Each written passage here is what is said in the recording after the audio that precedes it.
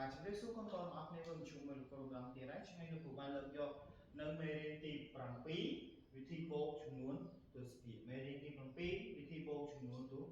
ភាគថ្ងៃនេះលោកគ្រូក៏មាននៅលំហាត់ចំនួន3ដើម្បីលើកយកមកបង្ហាញអំពីវិធីបូកចំនួនទស្សភាគបាទលំហាត់ទី1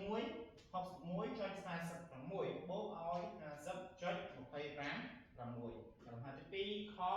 46.89 បូកឲ្យ 40.85 ទង្គ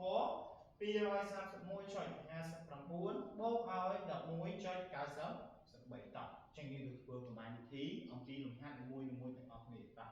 លំហាត់ក 61.46 បូកឲ្យ 50.25 ចឹងយើងដឹងហើយថាដើម្បីអាចធ្វើប្រមាណវិធីបូកឬមកប្រមាណវិធីដកបានគឺយើងត្រូវដាក់វាចំតាមខ្ទង់នីមួយនេះនីមួយខ្ទង់វាដាក់ចំខ្ទង់វាចំណែកក្នុង10ដាក់ចំខ្ទង់10ចឹងចំនួនទស្សភាគក៏ដូចគ្នាដាក់វាចំតាមចំនួនខ្ទង់របស់វាដូចជាចំនួនទស្សភាគដាក់ចំចំនួនទស្សភាគចំនួនពុតដាក់ចំចំនួនក៏តខទុកករបស់យើងក៏ 61.46 បូកឲ្យ 50.25 តចឹង6បូកនឹង6គឺស្មើឲ្យ10 12ជាងយើងអាចសរសេរលេខ2ត្រាទុក1 4បូកនឹង2ស្មើឲ្យ5 6បូកជាមួយនឹងត្រាទុក1គឺបាន5 7ចឹងចំនួនទស្សភាគយើងចង់ដាក់ឲ្យហើយក៏បានឬមកក៏ចាំបូកឲ្យហើយជំរាបដាក់ក៏បានតជាងយើងដាក់ឲ្យហើយណា1បូក0ស្មើឲ្យ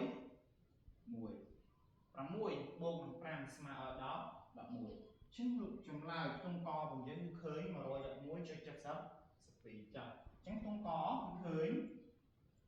111.72 តោះអញ្ចឹងយើងទៅធ្វើខ្ទង់ខទៀតខ្ទង់ខរបស់យើងគឺ 46.89 បូកឲ្យ 40.85 អញ្ចឹង9បូកនឹង9ស្មើឲ្យ15 3ជាងយើងសរសេរលេខ8ត្រាទុក1 8បូក8ដល់ស្មើដល់5 1 16បូកជាមួយនឹងត្រាទុក1ស្មើដល់7ជាងយើងសរសេរលេខ7ត្រាទុក1ចំណែកទស្សភាគរបស់យើងពីខ្ទង់យើងចុចទៅហើយណាបន្តមកទៀតយើងធ្វើប្រមាណវិធីបូកតគឺ6បូកនឹង0ស្មើ6 6បូកជាមួយនឹងត្រាទុក1គឺឡើង5 7ចំណែក4បូកនឹង4ស្មើ5 8ជាងចម្លើយក្នុងខរបស់យើងគឺឃើញ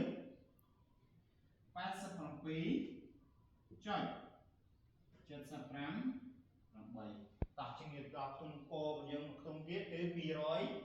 231.59 បូកឲ្យ 11.93 ដូចលោកគ្រូបានប្រាប់អញ្ចឹងថាចំនួនទស្សភាគយើងដាក់ចំចំនួនទស្សភាគចំនួនពុតដាក់ចំចំនួនពុតតោះអញ្ចឹង9បូកនឹង3ស្មើ12ជាងយើងសេ2ត្រាតុ1 5បូកនឹង9ស្មើឲ្យ14បូកជាមួយនឹងត្រាតុ1គឺស្មើដល់15ជាងយើងសេ5ត្រាតុ1ចំណែកចំនួនទស្សភាគយើងពីខ្ទង់ដាក់មកពីខ្ទង់ដល់ដែរជាង1បូក1ស្មើឲ្យ2បូកជាមួយនឹងត្រាតុ1ស្មើឲ្យ3 3បូក1ស្មើឲ្យ4 2យើងអត់បូកជាងយើងអាចកម្រាស់ចុះអញ្ចឹងខ្ទង់ករបស់យើងឃើញ 243.52 អញ្ចឹងលោកគ្រូនឹងអានប្រធានលំហាត់នឹងចម្លើយមួយឲ្យគ្នាស្ដាប់បន្តទៀតតក61បូក46សំដៅ61.46 បូកឲ្យ 50.26 ជាចម្លើយវាគឺឃើញ 111.72 ចំណែកក្នុងខ 46.89 បូកឲ្យ 40.89 ជាចម្លើយគឺឃើញ 87.75 ចំណែកក្នុងក 231.59 បូកឲ្យ 11.93 ជាចម្លើយឃើញ 243.52 អញ្ចឹងហើយយើងបងលោកគ្រូនៅថ្ងៃនេះក៏ដល់ទីបញ្ចប់បងប្អូនអរគុណសម្រាប់ការតាមដានសូមព្រះប្រទានពរ